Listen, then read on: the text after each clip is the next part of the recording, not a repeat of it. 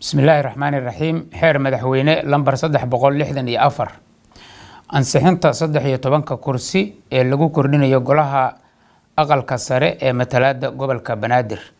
madaxweynaha Jamhuuriyadda Federaalka ee Soomaaliya marka uu arkay waajibka madaxweynaha Jamhuuriyadda Federaalka ee Soomaaliya ka saaran ilaalinta iyo horumarinta mabaadi'da aasaasiga ah ee dastuurka sida ku qeexan qodobka 87 xarafkiisa C markuu arkay shacabka gobolka Banaadir oo ka cabanaya takoorid lagu sameeyay gobolka Banaadir oo aan wax matalaad ah ku lahayn aqalka sare ee baarlamaankii tobnaad annaga oo ogsoon in dastuurku mamnuucay takooridda iyo sinaan la'aanta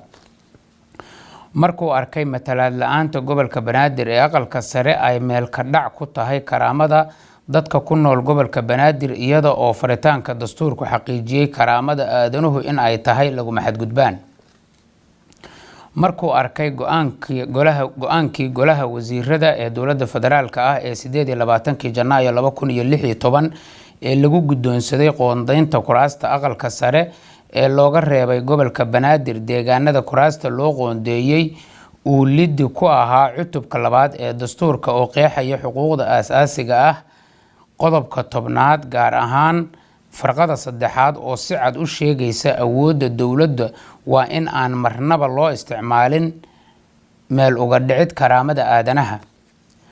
markuu arkay takoorid saameysay qaybo ka mid ah bulshada Soomaaliyeed oo deegaankoodu ku kooban yahay gobolka Banaadir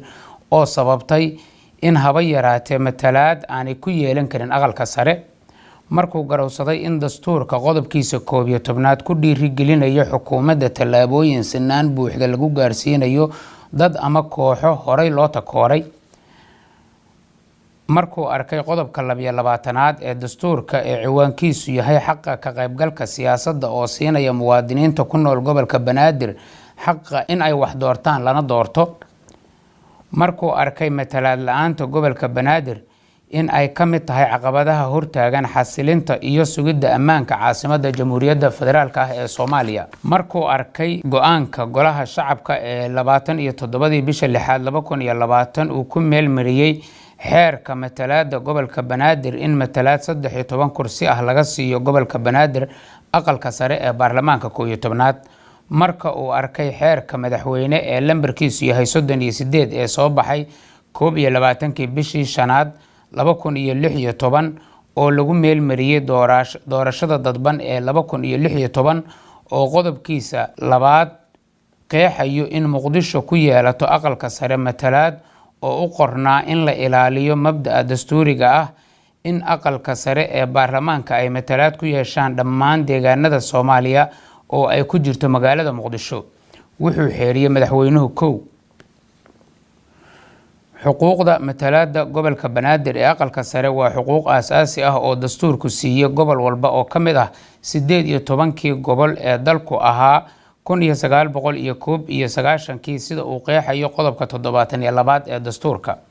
2 si waafaqsan go'aanka golaha shacabka gobolka Banaadir wuxuu ku yeelanayaa aqalka sare ee baarlamaanka 11aad matalaad 13 kursi ah oo ku meel gaar ah inta laga dhameystirayo dib u eegista dastuurka ku meel gaarka ah